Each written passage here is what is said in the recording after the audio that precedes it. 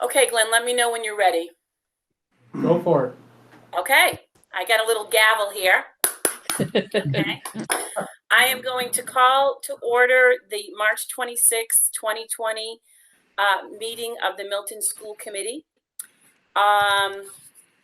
Before I start, the first thing I want to do is read out loud the revised open meeting law that was passed on March 11th, administered by the Baker-Polito administration. Just so that everyone up front knows what the best practices are at the moment.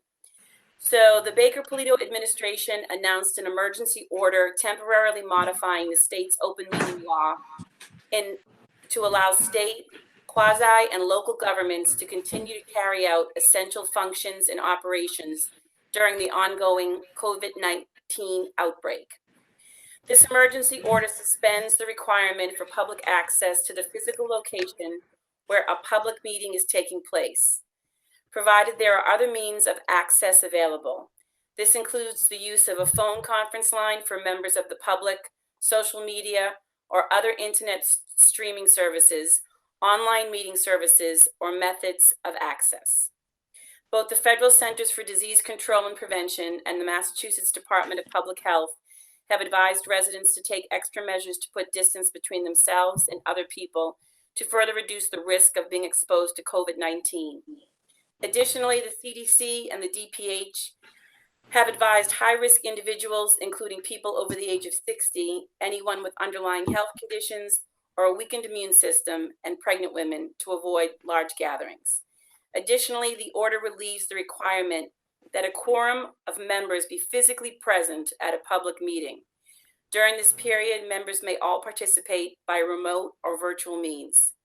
This order is applicable to meetings of public bodies, including commissions, boards, and committees that engage in policymaking at the state, quasi, and local level, and does not apply to town meetings or judicial and quasi-judicial hearings. It follows Governor Baker's declaration of a state of emergency on Wednesday, March 11th, and will remain in place until rescinded or the state of emergency is terminated. Just for the record, okay? Next, before we move, I want to have a brief moment of silence in honor of the memory of Derek Snowden, who is a member of our Milton School Committee, especially our sports community, who passed away suddenly on March 14th.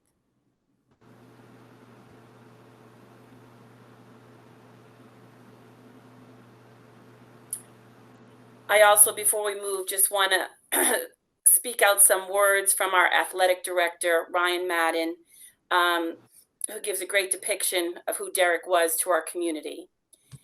He wrote, Derek Snowden graduated from Milton High School in 1989 and immediately started working for the athletics program as a volunteer. He quickly became the voice of Milton sports as a PA announcer for football and basketball. Derek had been a staple at the Bay State Conference, known for his wide smile and passion of high school sports. Derek always made it a point to ask how you are doing and how your family was. He was inducted into the Milton High School Athletic Hall of Fame in 2016 for his commitment to Milton High School sports and student athletes. He will be best remembered for his half-court shots during basketball games, his favorite line while announcing football games, "There's some yellow laundry on the field," and my personal favorite, rolling his R's when he was saying quarter number 3. As Coach Donovan puts it, he has been an ambassador for the town of Milton, a Hall of Famer in every way. So our thoughts are with Derek's family at this sad time. Okay, the next thing I want to do is approve the March 26th agenda. You all received the agenda packet via email. Is there any changes anyone would like to make to tonight's agenda? No. The only thing I'm going to do is under number 7, I'm going to strike A under Finance Subcommittee report and just have approval of vendor warrants. Okay. The next thing I want to go over for this online meeting to move it along smoothly is in Google Hangouts, when you're not speaking, if everyone can mute their mic, because if everyone's mic is on, sometimes it gets, as Member Arberhart would say, gurgly and hard to hear. So if you're not speaking, the bottom of your screen, you can hit your mic and mute it. And then when you want to speak, you can unmute it. If a couple of mics are on, it's okay. But if all of them are on, sometimes it's hard to hear. So just make note of that if you can. Also, with regard to running the meeting online, we have 2 votes tonight, a policy vote and a finance vote. They'll have to be roll call. So Dr. Craighead, when you do finance, you'll have to do a roll call vote for everyone. Okay. Just as an FYI, so we can clearly hear everyone's response. And I'll do a roll call vote and say the same thing, Dr. Donahue, on policy. If you can do a roll call vote, that would be great. Lastly, Member Rose Marin was gracious enough to find some examples of some communities that have been having online meetings and what's worked for them. And the other thing that seems to be fruitful is, I know we have a small agenda tonight, but even after the presentations or under school building committee report or finance, once everything's presented, I, as the chair, will just go around and address each member. I'll say Member White, Member Eberhart, etc. And then you then could either make a statement or have a question at that time, just so that we don't all jump in or it's confusing about who's speaking, just so it can, for the minutes of record, etc. Does that make sense to everyone? Okay, Citizen Speak is next. Do we have any members of the community, anyone online here to speak for Citizen Speak? Okay, all right. With that, I'm going to turn it over to the superintendent's report. Perhaps we'll go with Bill Ritchie. Oh, excuse me. First tonight with us is Bill Ritchie, Milton's Director of Consolidated Facilities, and a school committee member or multiple school committee members had asked to have Bill report, as we mentioned, the accomplishments of the consolidated facilities. So Bill has worked hard and he has a preparation for the school committee and the viewing public tonight. Welcome, Bill. All right, thank you, Mayor. Yep. So good evening, everyone. Thank you for the opportunity to update you on the progress of consolidated facilities. These are undoubtedly challenging times, and I appreciate your support of the department. I would like to take a brief moment to personally recognize and thank all the men and women of our custodial team and facilities team for their dedication, continued efforts in sanitizing each school building, and for maintaining all the facilities during this time. They have done a superb job over the last 3 weeks. As a member of the Facilities Advisory Committee, many of the members thought it would be prudent to update the school committee and community on how the department is functioning and to answer any specific questions. This PowerPoint presentation will focus on the oversight and maintenance of all school facilities. So the first slide is buildings under the control of consolidated facilities. There are roughly 25 buildings. You can see school buildings, town hall, Milton Police Headquarters, Art Center, 7 DPW buildings. There's roughly 25 buildings totaling 940,000 square feet. Schools represent about 700,000 square feet. The town about 240,000 square feet. The next slide is school staffing. Roughly, we have about 25 custodians. We are cleaning at a level 3, which is the national average, and that represents about 28,000 to 33,000 square feet of space for each custodian. On the town side, consolidated facilities, roughly we have 10 full-time and one roughly a part-time electrician who support 940,000 square feet of space. The national average recommends that we should have one staff member for every 100,000 square feet of space. So we're really functioning on 7.75 staff. So we're really down like 1.5 staff In the perfect world, we'd have 9 staff and a part-timer. I did not include myself, the operation manager, or my administrative assistant. Some of the areas of responsibility, we have roughly 15 main areas. Facilities management, capital projects, project management, preventive maintenance, life safety inspections, building security, custodial care, just to name a few. Our work order system. So back in 2012, when we pretty much, the department really got up and running, we started a web-based work order system. To date, active a few weeks ago, we had 13,000 work orders completed and about 2,500 preventive maintenance inspections. There are currently roughly about 164 open work orders, and we anticipate about 1,500 work orders per year or 30 per week. The work order system is vital for our operations because we can track the labor, all the work, and things we need to do for the future.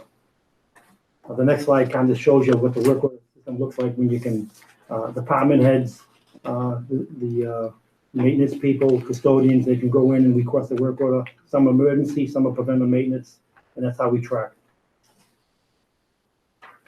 Yearly safety inspections, just to name a few, like science classrooms, IWAS stations, we pretty much do inspections twice a year. A lot of these inspections, we bring out outside experts to help us.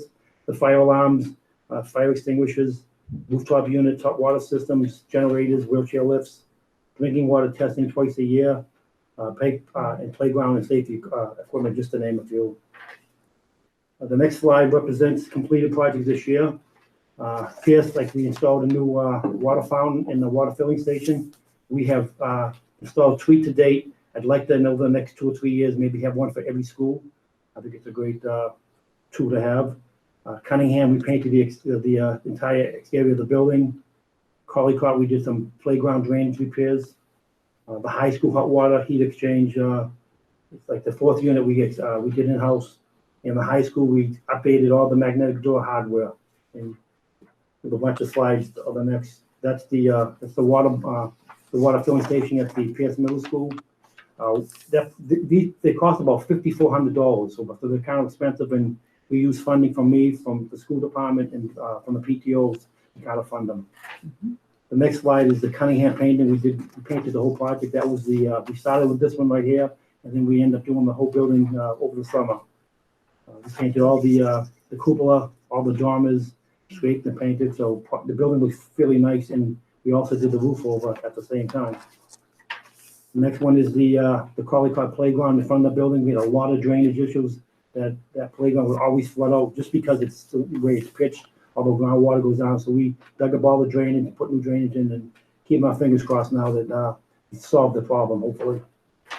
We had the same issue in the back playground. All the drainage from the hill was eroding down, was clogging the drains, clogging the playground, so we repitched and put all new drainage in, put a new sewer line in there in the back, so we feel we're really good in the back.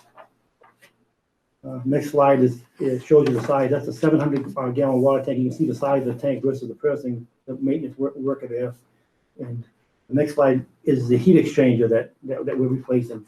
Hot water tanks last about 15 years. So, the Glover, we had to replace that. We did one at Pierce, one at the high school, and probably the next 2 years we can do them in house. We'll probably replace the other 2 of the other schools. We've updated all the magnetic door hardware at the schools. These are all the fire doors, so you never want your fire doors to have wedges in them, so we put the magnetic doors up there so they always stay open, and when the fire alarm goes on, the doors will close. And so it's a great project that we've been doing. These are a list of a bunch of non-capital projects that were ongoing. Pierce Middle School, replacing a section of the boiler in April. We may do it sooner because schools are closed. Depending on, if we can keep people out of the building and not have too many staff in the building. The Glover School, we just finished the hallway carpeting in the main office. It was like 17 years old, getting really worn. The high school, we're doing some more. We're doing the goal posts and major grooming in April. It's about a $30,000 value. And 2 years ago, 3 years ago, we did the top skin of the field over, but we noticed that it was kind of failing. So we called the company, brought them back in. It was under warranty. They did a $125,000 repair, so it's good to really kind of be on top of your warranty.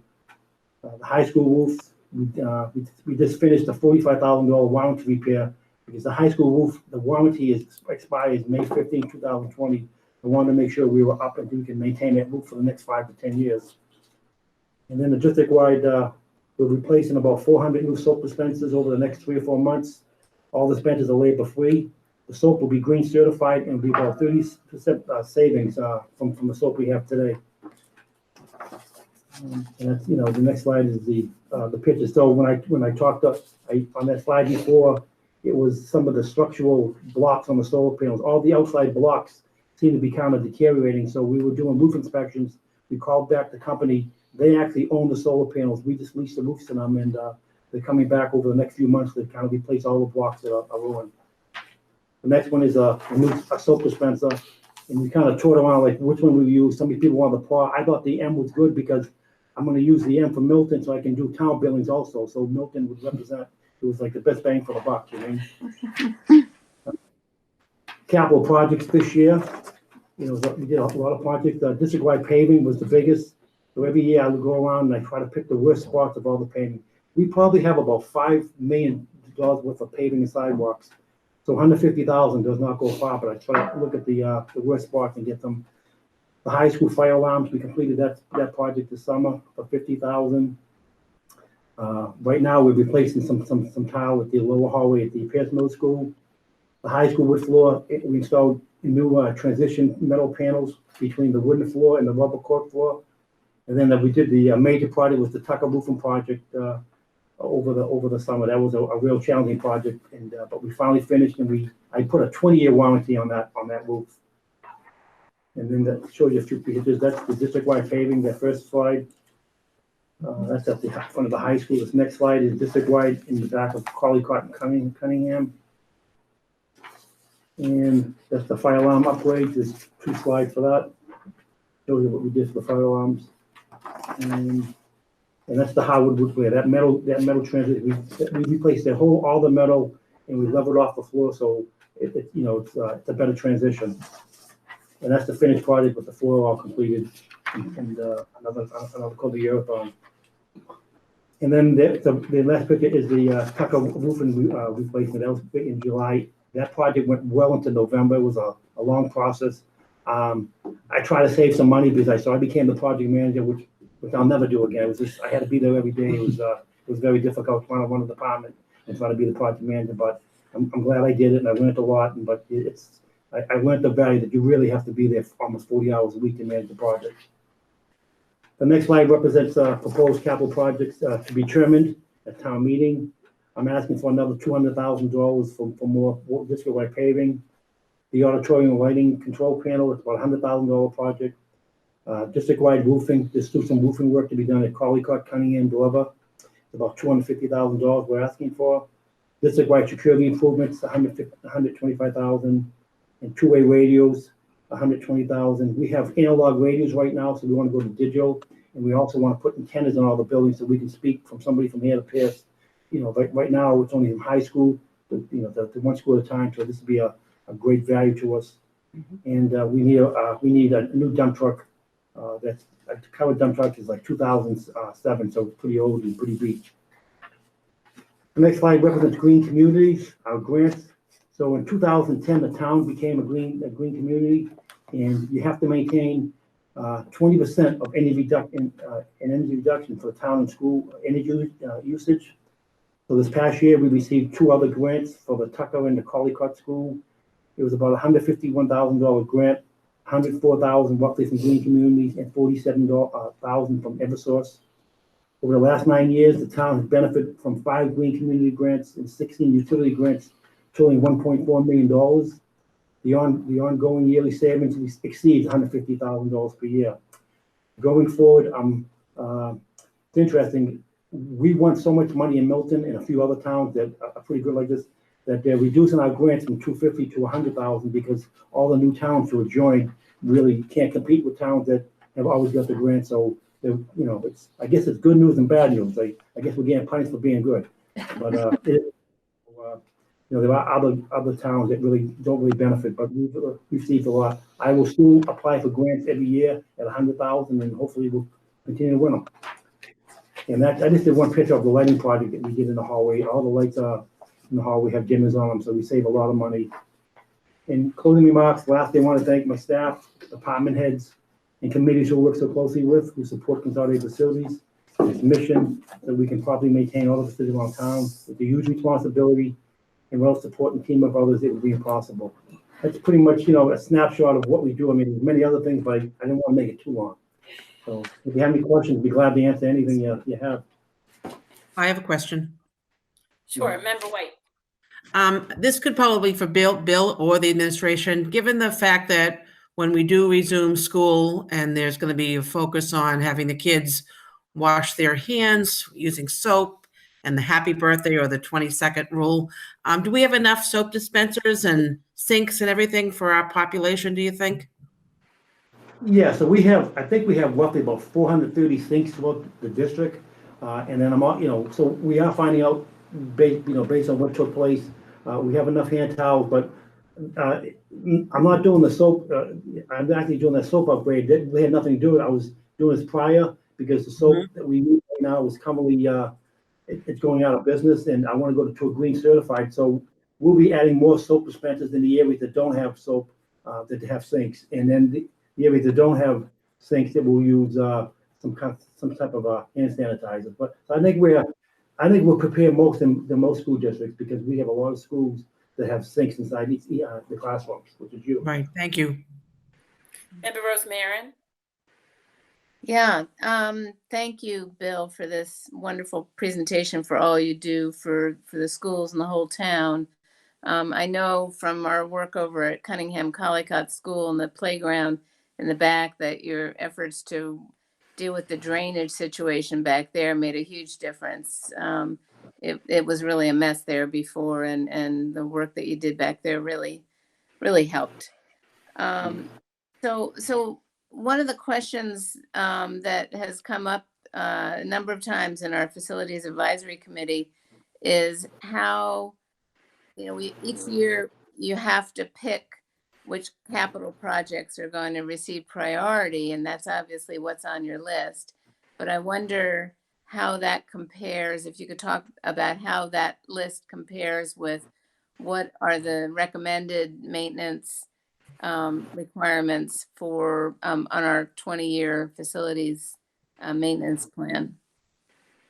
Yeah, so what I pretty much do is when I'm not busy and I'm bored in the office, I'll pull out the plan and kind of look to the plan and look at what we identified. And, I had the luxury of doing the survey with DRA, so I know exactly what all the hot items are. We're Right. pretty much on track of doing what they're recommending. But, in time, I think for the next 3 to 5 years, I think we're going to be good. I think after 5 years is when I can only do so much to main facilities. Eventually, you have to do a capital project.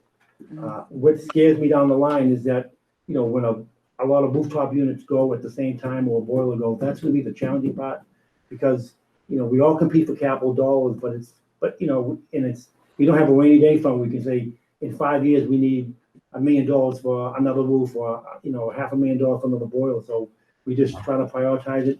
I think having a great maintenance plan is huge, and having the right people that we can kind of keep these things going. We're finally getting ahead. If I can do a capital planning for the next roof for the next 2 years, we're going to be really good. And I'd like to say within 2 or 3 years, throwing $200,000 every year into the paving, we're going to kind of catch up. So that's all good things. And we've done all the energy management systems have been updated, and I'm finishing a project right now at the high school. So we're doing a lot, a huge amount of work with small dollars, but having a good staff, qualified staff, and and I'm a stickler. I'm one of those managers that I roll up my sleeves. I'm out in the field, so I know what's going on. Nobody can fool me. I go with the contractors, so it's like, I think you can't manage from an office sometimes. You got to be out in the field, especially when you're dealing with a whole bunch of different trades. So I think we're good for the next 3 to 5 years, and then from there we're gonna have to find a different way to be more creative for some of these bigger budgets coming down the line. Right. Hopefully I answered your question. I think Yeah. Yeah. That's great. Thank you. Dr. Donahue. Thank you, Chair. Sort of building on that comment, I know the summertime is usually the time where the Finance Subcommittee and like the Capital Committee all take a collective break after the annual budget's in place at town meeting and before we get into the next budget season. Do you think it might be worth having a discussion with the between the Capital Committee and the Selectmen about some long-term planning, maybe this summer or next summer, where some of these high-cost capital projects are sort of just over or right around the 5-year horizon? Yeah, I think it's always good to have that opportunity, I think like you can have some meetings off record that I think they really have to recognize that, the school department put a lot of money up front to really do these studies. We had a good positive, our report was very positive. DRA was, and their engineers were amazed how well these schools were, are maintained. And that's hands off to all the people that, that work for the department, the custodians. But I think we really, this stuff out there, it was $1 million report over the next 20 years. And we're not touching it with the money we get every year to do it. And who knows what's going to happen now with the economy and what's going forward, how bad it's going to be, if it's going to be. Yeah. Well, and but, that's another, sorry if I'm reverbing. That's another thing to think about, that if we do get into another economic downturn, a prolonged one, there might be the opportunity for some grants or for some federal money for, to use a phrase from 10 years ago, shovel-ready projects. So if we have some things teed up, there might be some opportunities in the next few years, depending on what happens. So. No, I know I love working with the grants. I mean, the day-to-day stuff sometimes boring for me. I love capital projects. I mean, I'd love to build another school, put me in a trailer. I mean, I really enjoy it when I go. We're doing our best. Yeah, but I think we have to really talk about that, and that may go forward for the capital. I sit in the capital committee, and I brought it many times. I said we have to look down the line. Yeah. What's going to happen? These $500,000 projects now are small when we're talking 50 to 70 million down the line, and we're not planning for that. And it's going to be an enormous burden for a taxpayer when we say we need a $3 million roof. It's just, so they need to know that up front that somewhere down the line it's going to happen. Yeah. Thank you. And thank you again to your department and your crew. You do a phenomenal job, keeping the ship afloat. Member Eberhardt? I just wanted to say that, just thank you for all your work. And I loved what you said, that you really are such a detailed person and you have such a great plan. I was just thinking about the soap dispenser detail and how much time, like you don't think about that, but when you have like a small space, all you have to do is replace 5 of them. That seems like an enormous task. And you have over 400 of them that you're replacing, and your just attention to detail and thinking about all that. We're just so fortunate to have you in the town, and for you to work with everyone. Consolidated Facilities is such a wonderful project. And anyway, just thanks for all your work, and sorry about the grants. I guess, that's what happens, right? You get really good at what you do, and then other people come along and want to do the same work. So thanks again for all your work. It's much appreciated. Thank you. Appreciate it. Yep. Dr. Craighead? Yeah, I want to just piggyback on what Member Eberhard just said. I sit with Bill Ritchie on capital improvement and the needs that he has with facilities versus what capital is able to give him every year. There's a huge difference between those two things. And Bill, what you're able to do with the short money that you get is really phenomenal. These buildings are in great shape, and it's really due to the concerted effort of you and your team. So I echo Member Eberhard in saying how fortunate we are to have you. I would also echo what Dr. Donahue said, and that is we really need to have some long-range financial planning about these larger expenses that are coming up in 5 years. And as we know with the school building situation, it's better to start earlier rather than later on those kinds of discussions. So thanks for the presentation, and thank you again for all your hard work. Thank you. This is Chair Varela. So my question, again, to continue to piggyback on my colleagues, the 20-year plan that we had that was done that like what 3 years ago, didn't that forecast out for facilities for 20 years? Is that correct? Yep. Right. So my question is like I also know that I know that the town administrator and the select board and the warrant committee has that. So it's not that, so I guess my question is, it's not that the work hasn't been done with the forecast of what's going to need, what the needs are going to be. So, I'm hoping that we still say like, well, here's where we're at. It's year 6, it's 7, 8, 9, 10. I know from what you said, there's never enough money or as much money as we'd like. As we all know, it's all about the money. But are you still using that as like sort of the the Bible of like what needs to be done, and that the town in general is aware of it? Yeah, so basically, yeah, so what I usually do, and obviously, and I do my presentation with the school committee of the of the 5-year plan. So I look at the plan, the DRA plan, and say, okay, what needs to get done, or what's coming up with it. And I just don't spend money, even if it may be on the report, but I say, no, I can put that up for 2 or 3 more years. Right. Paving was a big item. Roofing was a big item. The heating ventilation system's a big item. Carpeting, tile. So right now I'm doing a carpeting job. I'm doing a boiler job. I'm doing a roofing job. I'm doing paving. It's a whole bunch of small things that become a big item, but eventually, we're going to have to do a whole roof over, which is going to be $3 million, not $400,000. Eventually, Right. We're going to have to do But that's in the forecast, though, in the plan, right? Like you're going to estimate of when that big roofing project's going to happen, like so that the town's aware that it'd probably be a capital project or whatever. Yes. Yes, yeah. I think I think in the next year or so, we should really start sitting down and really having some much better conversation of this is coming down the line, folks. It's not because we sit at the Capitol and there's so many other needs, and I just don't I think we really need as a school department to really rep ourselves a little more better, maybe a little bit more forceful. That it's 70 million, not $1 million. It's like it's building 2 schools, not 1 school. And it's a big item. That if you don't maintain these facilities, it's going to cost a lot of money.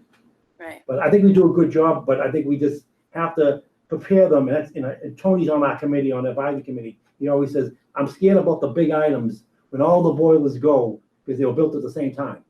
That's what and that's that's the issue. Right. Okay, well, and also too, thank you for just everything you do for our town, for our schools and our town. And you are a go-to guy, and we appreciate that, and one of a kind for our community. So thank you, and especially during this crisis, which it's comforting to know that you're at the helm of our facility. So thank you so much. Central office, any statements, queries to be made? Dr. Pavlicek works closely, daily with Bill. Glenn? Yeah, we have a very good working relationship. Bill and I are talking all the time. What can he do? What can I help him do? What can we do to improve the way maintenance and is done in the schools? So it's a very good working relationship. We have, even in the midst of the shutdown, we have a new piece of equipment coming in next week to be demoed to see that might help us do floor cleaning more efficiently and faster and with safer use of chemicals and things like that. So it continues. And I would say in ending that, for those who don't understand, to have a consolidated facilities program in a town under one umbrella is really unique. And I receive telephone calls all the time from communities, especially superintendents who say, if we agree to a consolidated facilities, what happens to the schools, and partnering with the town. And when Bill mentioned Tony, he referred to Tony Cocello, and that was a program, a process that took over a year. to go out to districts that had a consolidated facilities program. And Bill, as the leader of it, has made it successful. And on behalf of the schools, having lived in the schools when we didn't have a consolidated facilities program and we were all by ourselves, maintaining these buildings and these properties. And when we live under the consolidated facilities umbrella of the town, we as a school district are benefiting every single day. And I always close by saying, Mr. Winchester, who headed the building committee for the school building project, we have an educational responsibility to the students, but this property belongs to the taxpayers, and it's our responsibility to maintain and keep the property up. And that's exactly what's happening, and due in great part to Bill's leadership and the Consolidated Facilities Department. Thank you, Mary. Yep. And I just want to say one final note, you know, the last few years, I mean, so I've been here roughly starting my 20th year, and there's been struggles, you know, in trying to build. When it was a tough job trying to go from the schools to the town and then try to work with both, because a lot of towns, it doesn't work. I have enormous passion. I built these schools, so this is my baby, and as long as it's not gonna go the other way. And it's, you know, you say, you know, when you hire somebody from the town side, they're not good on the school side, but I'm a fair guy. A building's a building. If I need to put my time and effort on my staff, we do that job. But the DPW, you know, the Chase Berkeley and Tom McCarthy, we're working so closely together. I can remember 10 years ago, I had to chop down a tree in the woods. Glenn and I have to try to find the money to do it. Now Tom would run in there with his crew for free. So I built some great relationships that we're all working together, and it's about as smooth as it can get. So that's really good, and I just hope that down the line we can continue with consolidation. You know, trying to involve the parks a little bit more with cutting grass and the DPW, because I think it's a team effort, and you just can't. You know, I hate the separations. Like, we go as far as this spot, and then somebody else's. Nice that we're all in this, but we have a great team, and there's some great leadership in the DPW. I was happy. I was on the interview committee who hired the DPW director, so that was really important, because I know exactly what I was looking for and how I could work with them, and that worked out great. So we have a great team, and I think right now everything's going pretty smoothly. So it's nice to build good friends, I mean. And if I might, before we end, Chairman, I would have to call us all back here if we didn't recognize Milton Public Schools custodians. These buildings are in the conditions they are because 24/7, my remark is Milton Public School custodians treat these buildings like they were their own homes. Mhm. And people comment, insiders, outsiders, and what they've done in the cleaning and taking care of these buildings over the last 3 weeks and months, and will do in the coming weeks and months. I have to tell you, I can't speak highly enough of Milton Public Schools custodians. I echo that, Mary. Thank you. Agreed. Yeah. Thank you, Bill. Thank you for coming tonight, and stay safe. And thanks for helping us stay safe. Thank you, Bill. Appreciate Thanks, it. Bill. Thank you, Roy. So I'll go on to happenings, Chairman Farrell? Yep, Would yep, you ask exactly. Jackie to come in, Karen? Briefly, as I wrote to our teachers and staff on Sunday and shared with the school committee, I started by saying, as our world community struggles to adapt to changes that will in fact save lives, it is our own small education community that must nourish and nurture each other in the weeks and months ahead. The health of our loved ones and our families has to be our priority. As a district, we will work together to answer all of the questions around learning opportunities and remote learning. And so to that point, we received from Commissioner Riley today a directive entitled Remote Learning Recommendations During COVID-19 School Closures. And this document was co-signed by the American Federation of Teachers, the Massachusetts Association of School Committees, the Massachusetts Association of School Superintendents, the Massachusetts Charter Public School Association, Massachusetts Parent Teacher Association, and the Massachusetts Teachers Association. And so we have been marathoning with the Department of Education on conference calls. We've been on several conference calls with our principals and leadership team every single day. And we will be sharing this, what the commissioner calls a set of expectations out about remote learning, and what now that since the governor has announced that the schools will be closed until May 4th, what remote learning and learning opportunities are going to look like for pre-K, K through 12 students in Massachusetts. And so we've received very positive feedback.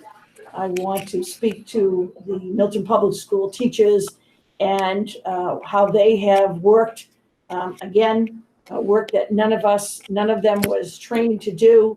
And the curriculum leaders working with them, us here all night with the kinds of stories and the reaching out and the educational experiences. But we've now entered into a new round, and these guiding principles will be shared with parents and guardians after we share them with our staff and develop what they're going to look like and what it's going to mean for really remote learning with Milton Public Schools, 4,500 children.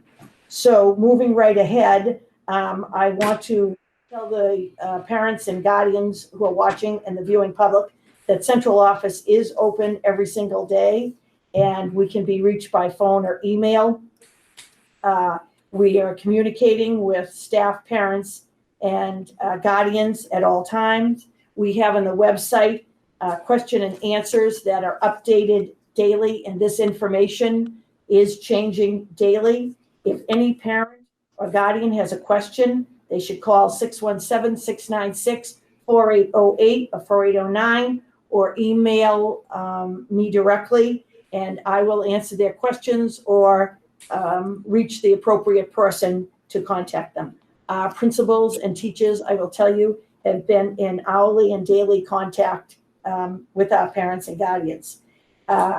Very important in this school closure, as you read and watch the news, is the priority of children who receive free and reduced lunch and breakfast across our country.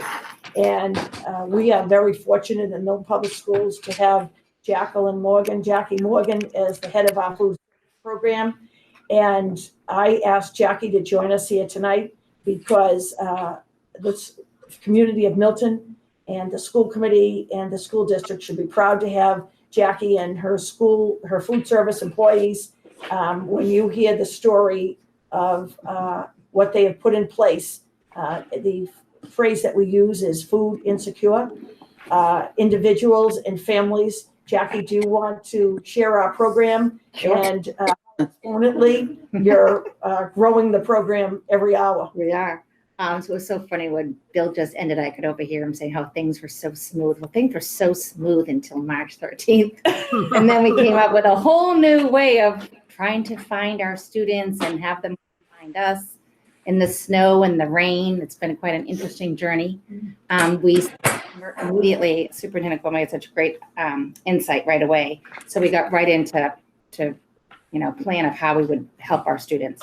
So the Wednesday, March 18th, we came up with a plan for, every Monday, Wednesday, Friday morning, and every Monday, Wednesday, Friday night would have, meals available for our students, both breakfast and lunch. And I don't think we ever worked so hard for those first 50 meals, because of course we have no idea who was coming. So we learned quickly by the third time of trying to do this that it wasn't really working for our families as much as we wanted it to. So when we got to brainstorming, we kind of came up with an idea of how would this have value, and we came up with a weekly bag. So each bag, which I have many thank yous for bags because I'm the new bag lady. Each week now on Wednesdays from 8 a.m. to 9 a.m. and from 5 p.m. to 6 p.m. at both the Tucker and the high school, we're offering family bags, which has 5 breakfast and 5 lunches in every bag. And I'll tell you, they weigh 14 pounds. It is so full of wonderful food, and it has such value. So our number on Monday was 82 meals, which was $160 64 meals because we give each child 2 and 2. So when we started our weekly bags, we went to 144 meals, which of course I call Superintendent call me every day like my little rah-rah cheerleader. But that was 1,440 meals in one day that we got into families' hands. So it's quite a powerful move, and I think it will just spin and the word will get out and more will come. And, you know, the minute we went to weekly bags, I called Mike McNoser at the Fruit Center and I said, you know, I know you're so generous to the Milton schools, and before you can even get a word, what do you need? What do you need? And he gave us 100 bags immediately. So we had our first bag, you know, weekly bag going. And since then, we've reached out to Trader Joe's. We have a great gentleman in town, Rich Russo. His family was very involved into MFE and PTO, and Sheila Palucci, who works in school nutrition, has worked with him in MFE, and he has given us, himself and Trader Joe's have given us over 600. You know how Trader Joe's has really thick, heavy bags? So we are ready to go for many weeks to come, and we're just grateful for all of the donations. Because Who can avail themselves of this program on Wednesday mornings or Wednesday evenings? So most of our, and all of our literature is really encouraging all families to come, because, you know, I think originally when this second this was happening, we always think of our food insecure families, but life has changed for our families. Like, many of our families were hourly employees who were working really hard and had great jobs, and those hourly positions are gone. So we're really trying to encourage that any family who feels that they're in need for 5 breakfasts and 5 lunches. So we give 1 bag per child. So if you come pull in and you have 3 children, you know, we're handing you 30 meals for the week. And I'm getting the emails. I know Superintendent Gorman is getting the emails of really what a difference it really is making. So we're really thrilled out. And I'll say the minute we got the news, we put an email out to our staff, and over 20 of our staff have immediately said, we'll come in, we'll help work with you, we'll cook the food, we'll bag it up, we'll stand out there and, you know, put them in the car windows or in the trunks. So it's been a very warm, I'll tell you, it warms your soul. And I'm probably the most excited person when the cars pull in. I had a line at Tucker the other day. It was very exciting. So it's, I have to tell you, I left at 5:30 one night and it was snowing, and you and your food service workers, the rain, they set up a tent for them. So on behalf of all of those families who would thank you themselves, unbelievable. Yes, it's exciting. And then I have to, with Jackie still here, and you may want to comment, I don't know how fortunate we were, I wrote to the school committee, but to the viewing audience, 2 years ago, to implement at Milton High School, bring your own device. We can all rest. And then to thank the Chromebooks at the middle school. And then to have the generosity of the PTOs working with the Milton Public Schools to have 3, 4, and 5 students in 3, 4, and 5 have those Chromebooks. It should give everyone a sense of peace that through this school closure, that these students have this technology at their home. We're trying to reach out to K1 and 2 students. So it would have made you so happy the other day from our office on Wednesday mornings, if your Chromebook broke, or we've missed you on Wednesday mornings between 8 and 10, you can contact AJ Mellinson. It's on our website. And you can come on Wednesday mornings to make an exchange if your Chromebook broke, or if you have some kind of issue. So on Wednesday mornings, last Wednesday morning, we had 1 line of traffic coming in for Chromebooks, and we had another line of traffic going down for the food service. So it would make you very heartened that even in the school closures, the schools are open, and there's activity in this community is at school. So on behalf of the Milton Public Schools, Jackie, you are the Milton Public Schools. Thank you. So any school committee member? I'll go opposite now for comment or question. Dr. Craighead. Hi, I just want to say that, first of all, it warmed my heart as well, being able to see the posts on Facebook of you and your daughter standing out there with the meals and so forth. It was very kind to say your heart was warmed, but I know the rest of you wasn't, because the day that it snowed and rained and you were out there anyway, it just shows everything about you and your dedication to the students in the Milton Public Schools. And I just really, really want to thank you for that. So thanks. Thank you. Thank you. Member Eberhard? Yeah, I just echo everything that Elaine said, and lately I'll wake up at like 4 a.m. and think about all the families in both the communities where I work and where I live. That school is their anchor. It's their daily survival, and not just for food, but just to see people and be around people who care about them. And the work that you're doing is so important, and I just can't thank you enough for continuing that connection for families, because schools really are anchors and places that people count on. And thank you so much for all your work, for all the work of everyone. Really appreciate it. Dr. Donahue? Thank you. It's been said before, and I'm sure it'll be said after me, but it's nothing short of awe-inspiring what you and your staff are doing. Thank you. Thank you. Member Rosemarin? Ditto to everything that's been said. Jack, you're amazing, and you're really a gem, a Milton gem, and we're all very fortunate to have you leading our effort in doing this. It makes us all proud.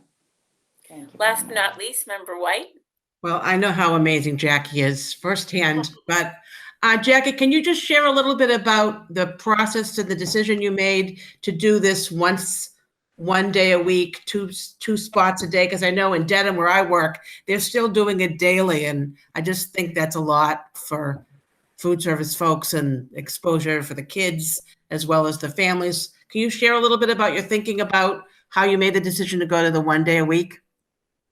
Well, I think the biggest problem was the numbers were low, and we knew we had more students out there who needed us. Mhm. And one morning, only 14, student were serviced, and 14 in an hour was like frightening. That's all that was happening. And we try to make our hours early in the morning for people who still had to go to work, and then we did our hours late in the afternoon for people who had to still go to work. So a lot of people still had to go to work. A lot of essential employees were out there before the stay-at-home order came through. Mhm. And then when the stay-in order came through, we just wanted to make it easier on families. But nothing's like, we had tons of emails going around. Elaine McNeil Gramai was huge. Marty McKenna is amazing. Stephanie O'Keefe, of course, Superintendent Gormley and her team, Dr. Spaulding, Dr. Pavto. So a lot of things were going into place. But I know that not about the rain, but like the lunch bags were ripping in the rain, and so many students at Tucker and families were walking, and they would come down for 3 children, which meant 6 breakfasts and 6 lunches, and it was raining or snowing. I feel like every day I've been out there, it's been raining or snowing. I'm waiting for sunshine. But I was just watching this tearing, and then I was bringing in, bags from home, and my driver, Natalie Fraga, was bringing, and everyone's bringing home bags in, like, the plastic bags that I think people used to say for their dogs, just for people who were walking to put these bags in. And I was just seeing like, this isn't working. But then when our numbers jumped, I've kept my days, Monday night, our numbers jumped when the governor did a stay at home. And that was a red flag that I just really think people were really frightened. So when we could give them a huge bag and only ask them to come out once a week, I didn't know how popular it'd be. I'll be honest. Our driver was driving back and forth to the high school from Tucker, refilling the van, which is exciting. But it was really, people are so grateful that they only have to come out once a week. Yeah. So I think I think the numbers are going to keep climbing, because I think they'll see the value of that bag, and they might tell a friend who will tell a friend. When a family pulled up with 4 children, I remember that, putting it in their back of their, then I'm like, wow, that's like grocery shop for the week. The bags are full of really great food, and I think it will help sustain their students and their children through the week. Thank you. It's wonderful. Very briefly, with Jackie still here, Marty McKenna, our family liaison, has been an angel in this. 2 quick stories. I want to recognize publicly Steel and Rye. Dan Kerrigan, the owner of Steel and Rye, called and made a very generous offer. And we've identified families who are in need, and they have donated 3 meals a night 5 nights a week. So we work with our principals and Marty McKenna and Jackie. And if you have 9 children, if you have a family of 9, mother and father, 7 children, or you have 2 people in a home, those meals are delivered 5 nights a week. I think, and as Dr. Donahue said today, I believe it was Dr. Donahue, especially in these kind of times when restaurants have had to go to takeout, it was an unbelievable offer. And reaching out, also recognizing Ruth Baltopoulos and Melissa Fassel Dunn, 2 individuals who, it's an unbelievable story, went to this community, worked with Marty McKenna, and over 50 bags of staples were donated, items for children.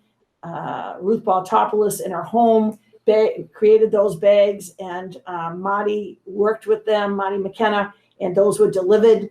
Again, telephone calls made, just left on the steps of homes of those who needed those kind of staples. So those are unbelievable acts of generosity and reaching out. And again, there are wonderful news stories that we're going to close with.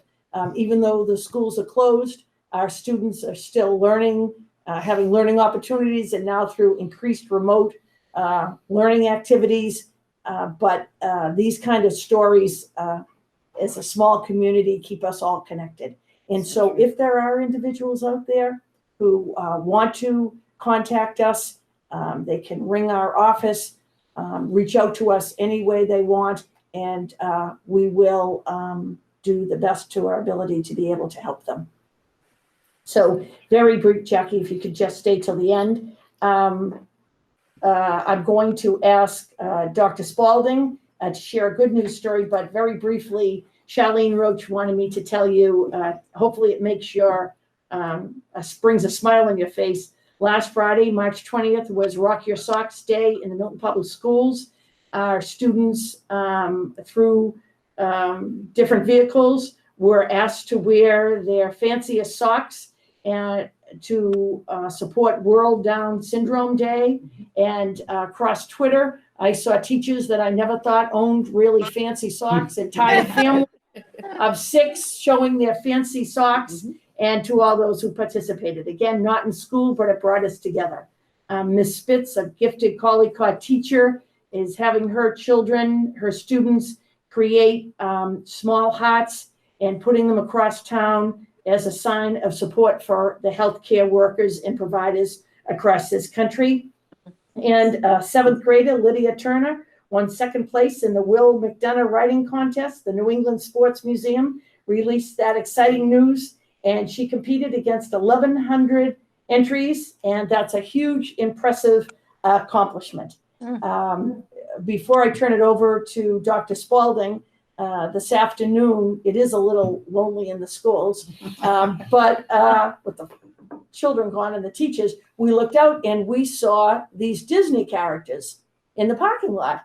And we saw cars and police cars and fire engines. And so we sent brave Dr. Pavlicek out to find out what was going on, because social distancing, we weren't sure what was happening. And so we have a very special child in the Milton Public Schools whose family started our Go for the Gold last September, and they were going to go to Disney and couldn't be because of this crisis. And so we had 50 cars lined up in this Guile Road with Disney characters visiting, social distancing the cars. They were on the fire truck, and they were doing a social distancing parade by the child's house this afternoon. And so that the whole town had been able to come out to see all those cars full of children in parade, again, practicing social distancing, and they were going to go by the child's house and give out huge shots. So we had we had probably the nicest half hour that we've had in the last, this afternoon, celebrating this very special child's birthday. But we saw a 50 car full of very happy families that got out, and I think all those children thought they were in Disney World this afternoon for that very, very special hour. And to the Milton Police and the Milton Fire Department and ambulance, Glenn, it was very, very moving. I think our Charlene Roach had a better time than any child in any one of those cars, the truth be told. And so we have a really good news story before I end. I'll end at the finish with the Milton Foundation, but Dr. Spalding? Sure. So I am very excited to announce on behalf of the Milton Public Schools that we have a new director of world languages. We went through a process of a screening process and a final process, and it is extremely difficult to even imagine anyone other than Dr. Martine Fisher in that position. But we are thrilled to announce that Zina Hamada is the new World Language Director for the Milton Public Schools. I would like to tell you a little bit, very briefly, about Zina. So she taught both French immersion and English immersion when she began her career in Lebanon. We are very fortunate that when she came to the United States, she landed in Milton. And so for about 11 years, she was a teacher in the French immersion program here in the Milton Public Schools. Highly respected, honored by the MFE in 2013 as Teacher of the Year, took advantage of many teacher leader opportunities. For the last 2 years, Zina Hamada has continued this record of excellence, moving into leadership as the Assistant Principal Curriculum Coordinator at the Kalikot School. She continues to impact well beyond just even the Kalikot School, participating in the Cultural Competency Committee, the District-wide Professional Development Committee, to name a few. I'm going to read right from this list because it's a long one. She holds a French baccalaureate, a Bachelor of Arts in Political Science and Public Administration, a Master of Arts in History, and a Certificate of Advanced Graduate Studies in Educational Leadership. And so please join me in welcoming Zina Hamada. I've gotten to work with her on the Instructional Council, and I can't wait to continue that work in her new role. I'd also like to thank those who served on the screening committee, Dr. Amal Radwan, Sheila Farsard, Desiree Oko, who are teachers, one at each level, Lindsay Hudgkins and Alessandra Higgins, both parents in the Milton Public Schools, Kat DeRoche, our pre-K 8 literacy director, and Mr. James Jett, the Milton High School principal. And then we did have to finish the process virtually because this situation got in our way. So I want to thank Superintendent Gormley, Assistant Superintendent Dr. Glenn Pavlicek, School Committee Member Margaret Eberhard, Principal McDavitt, Principal Fish, Principal Concannon, and Principal Dr. Elaine McNeil-Gurmai for joining us virtually so we could do the final round of interviews. Awesome. And we are very excited to welcome Zina in this new role. And I just share with the viewing public and the school committee that in 32 years, the World Language Department in Milton has had 2 directors, Gracie Burke and Dr. Martine Fisher. So we look to Zina. So would that be an average of 30 to 31 years? And it's 16 years. Yep. So we look to a long career of Zina leading the world language program. And Zina was a high school world language teacher. And so she spans the K-12 spectrum with experience. And in closing, the Milton Foundation for Education has canceled its celebration this year. They are accepting donations. They are still selling the Jeep raffle tickets, and they will have a virtual drawing that will publicize. But if anyone is interested in supporting the MFE and the millions of ways they support Milton Public Schools, Liddy Sutter I'll put that email address on our blog that's going out tomorrow, or they can call our office and we'll facilitate the purchase of a Jeep raffle ticket. So in closing, parents and guardians can look for communications from their principal and their classroom teachers and my office as we enter into this next stage of school closings until May 4th. And we appreciate the work that we know that we always said, you know your child best, you are your child's first teacher. And now you have become, while your child's at home, your child's teacher. But again, our teachers are working closely with you, and we realize what's being asked for all of you at home. But what we wish you and all of yours is health and practicing all of the social distancing that is required to keep all of us safe and all of you safe. Thank you. Thank you, Superintendent Gormley. Thank Next is the chair's report. There's not much really to say under the chair's report, so I just wanted to make a statement to on behalf of the school committee. And I just put some words down today because it's our first meeting since all of this happened. So I just wanted to say that on behalf of the Milton School Committee, we want to thank everyone who was working so hard to keep our district afloat and moving forward during these unprecedented times. Tonight we saw two of our rock stars here in Bill Ritchie and Jackie Morgan. But we want to thank all the district employees, including the facilities, food service, support staff, teachers, curriculum coordinators, guidance and adjustment counselors, directors, assistant principals, and lastly, Dr. Pavlicek, Dr. Spalding, and of course, Superintendent Gormley. You've all gone above and beyond to steer this ship. Our committee and our entire town of Milton should commend you for your dedication, your compassion, and community leadership, which we need now more than ever. And to the parents and guardians of our school community, if you're watching now or over the weekend when this airs, as a school parent myself, who still has a junior in high school and a returning college student who are both home safe, these are uncertain and unsure times for all of us. We're all scared. I wouldn't be honest with you if I didn't say I don't spend a lot of time worrying about this crisis and how it's disrupted my children's emotional lives and academic growth. I worry that it might set them back. But I also know that I am one of many parents and guardians and caregivers out there that we're all feeling the same way. But then I tell myself, we have a shared feeling, and although it's alarming, it's the reality that's in front of us. So I'm thankful to all those in the Milton Public Schools and the town of Milton who are putting the safety and health of its residents first. Again, I'm grateful to the entire school community, since I know what they are doing, that they are doing what they are doing with our kids' best educational interests in mind. And I know that we'll get through this as a Milton community, and we'll be a better school district because of it.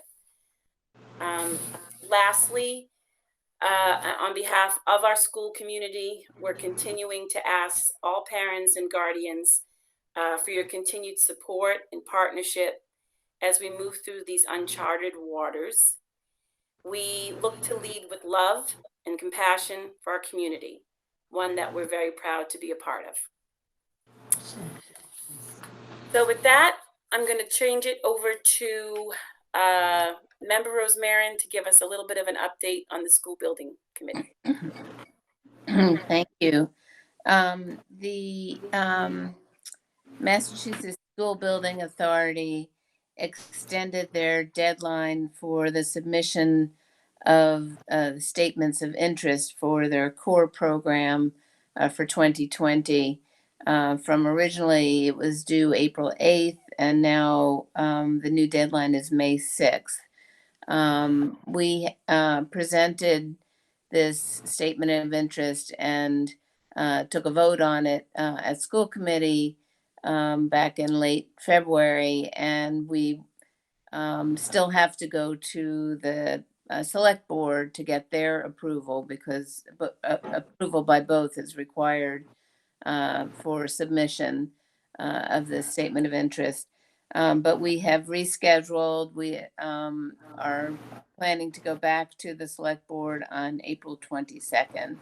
And then after that meeting, we will submit our statement of interest to hopefully get into this school building authority funding pipeline for school construction. That's pretty much it. Thank you so much. I do a roll call, but does anyone have any? I don't know if we need to comment on it. The brief update. Does anyone have any questions or concerns, real quick? Thank you. Okay. Next, I'm Dr. Craighead for Finance Subcommittee. Okay, I don't have much because finance hasn't met we haven't met remotely, which means we haven't met since the schools were closed. I'd like to just add a little something to what Chair Varela said and to thank the huge lift that the teachers have had to make in taking their courses from face-to-face to online. And I know what a huge undertaking that is, especially in such a short time. And not only the time and effort it takes to do that, but then the subsequent time and effort that you're spending in addition to answer all of those individual emails from students and parents about what's going on and their concerns and their nervousness about it. And you've all done a great job so far, and we really thank you for doing it. You know how hard it is.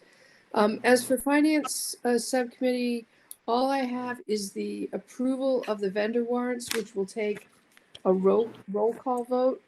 So I'm going to do them together. I'd like to make a motion to approve vendor warrant number 38, dated March 18th, 2020, in the amount of $688,554.68, and vendor warrant number 39, dated March 26th, 2020, in the amount of $188,749.86. Have a second? Second. Okay. Varela, second. Okay, great. So I'll go with what I see on the screen first. Member Rosmarin? Yes. Member Varela? Yes. Member Everhart? Yes. Dr. Donahue? Yes. Member White? Yes. And myself, Elaine Craighead, yes. So that's 6 of us. It's unanimous. Thank you very much. Thank you, Dr. Craighead. Next, Policy Subcommittee report, Dr. Donahue. Thank you, Chair. So today we have a, thank you, Central, for putting that up.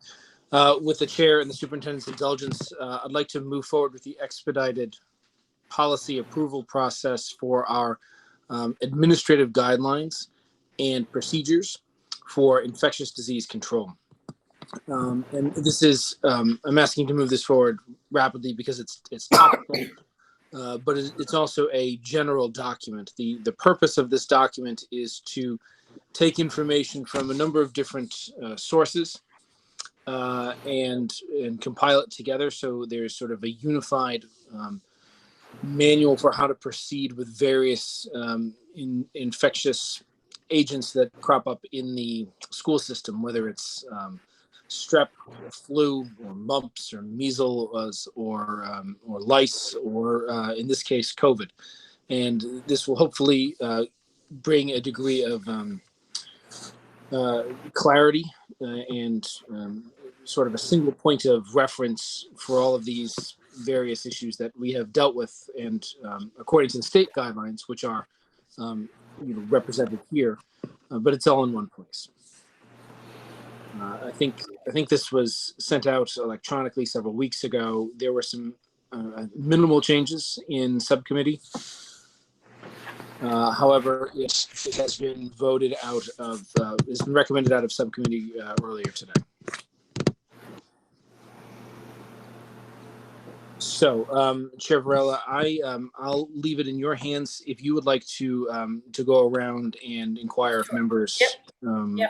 So, would like to make a motion to expedite the policy, the Milton School Infectious Disease Control Administrative Guidelines and Procedures Policy. We'll need can I have a second?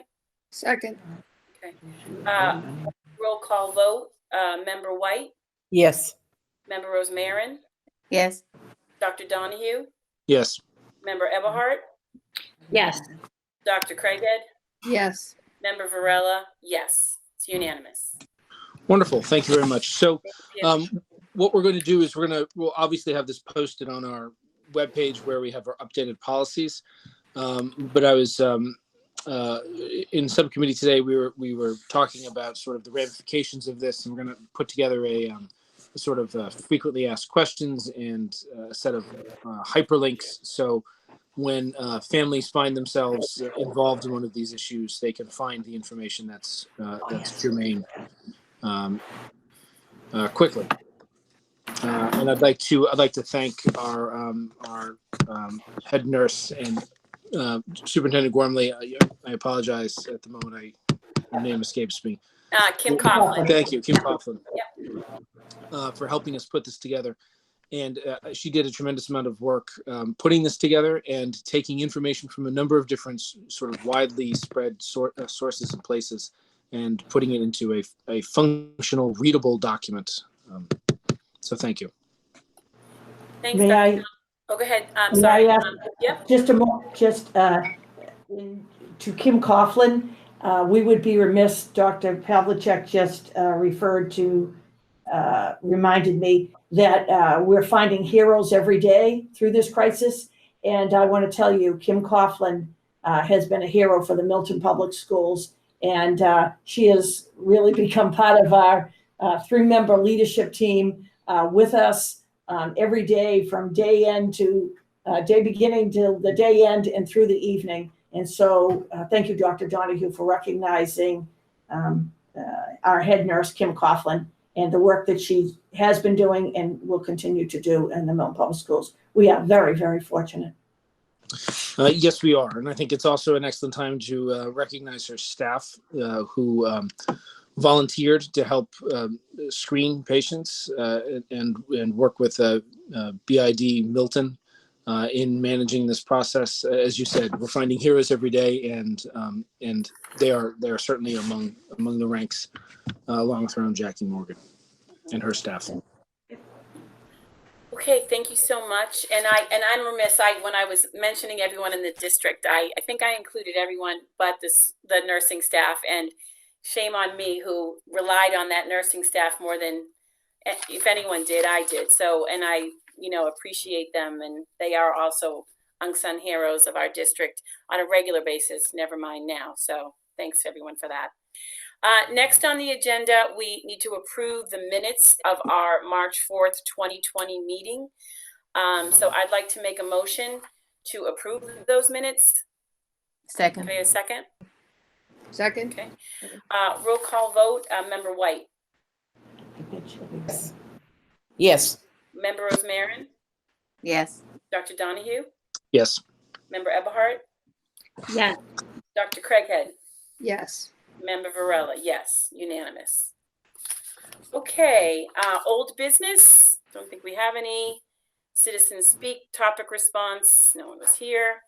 Next meeting agenda items. So Superintendent Gormley, we actually, I know that we bumped this out a week. Our next meeting is actually scheduled for next Wednesday. Yes?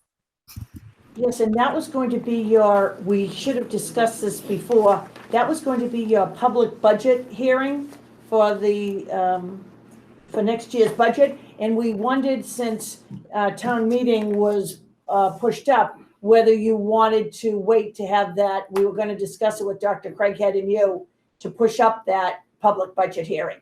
I would be in favor of pushing that out. Yeah, you're saying up, you mean out, Superintendent Gormley, yes? Okay, sorry, all right. So, okay, so was that the only thing on the agenda to discuss on April 1st? Well, I believe that the Glover Site Council was scheduled for April 1st, and knowing Glover Principal McDavitt, she and the Site Council probably will be ready if you Okay. wanted to have that meeting or Yeah. push it up to a later date, whatever No, I think- the no, I pleasure think of the committee. Yeah, I think, I mean, if anything comes up that we have to cancel, we can cancel, but I think that we should keep it on the agenda and they can remote in and get the invite, all the site council members, we can make it work. Great. Okay. So what is And we're that? speaking to Dr. Craighead about a finance subcommittee on Tuesday around your schedules. Dr. Craighead? Yes, need the availability of Matt and Everhard on, so I'll be in touch with you about that. Okay. So we could maybe just have a report out on anything finance at that meeting as well. So we could have site and finance at the April 1st Okay. meeting. Okay, So can I ask a question? sure, yeah. So has there been a definite decision about town elections and town meeting and when that's postponed to? Yes, let me give you those dates. The town election, they have filed with the state to delay the town election. It's the first Tuesday in June. I think that's June the 9th. 9th. Yeah. June 9th are the town elections, And then if that's the case, town meeting would be likely the following June week, 15th. June 15th. Wow. Yeah. Anyone have any other questions or concerns about next meeting or any other issues in general that we forgot to address tonight? So Sheila, can I ask a question? So Yep. does that mean that, so if they get permission to move the election to June, that means we just continue to operate as a board until then, right? Nothing changes with the previous date, right? Well, since we're running unopposed, I don't think anything's going to change. Okay. So I don't see that as a problem. Right. I still think though that because it's an I mean, and again, you're running unopposed, but I still think we should just, I think, run as is, and then, you know, even address it, even if I mean, we don't do that until the summer anyway, but address subcommittees and who's going to be on what, if they stay or change, Sure. and chair and vice chair and all that till after the election, just so, I don't know, it's legally accurate. Would you say, Glenn, Dr. Pavlicek, I'll ask for your advice on that since you're aficionado on that kind of stuff. That's Your what I'm your policy says you have your reorganizational meeting 24 hours after the election. Right. So Okay. if the election is Tuesday the 9th, you would have a reorganizational meeting on the 10th. Yep. Okie doke. Right. Just one more comment. It would be, I think, helpful if we got if guidance comes out from the Attorney General or the Baker-Polito administration about guidance in the event that we are unable to have a quorum in the event of illness, given what's going on. I mean, there are parliamentary ways to make it happen, but it would if people are having conversations with people who are making those decisions, that's a concern that should be addressed. I may be wrong, but I believe some of the guidelines in the revision of the open meeting law addressed town meeting where they still have to meet in person, but I believe the moderator has certain abilities to deal with less than a quorum. So I will check into it. Thanks. Yeah, but I was referring specifically to our board. Lee, you could chime in from isolation.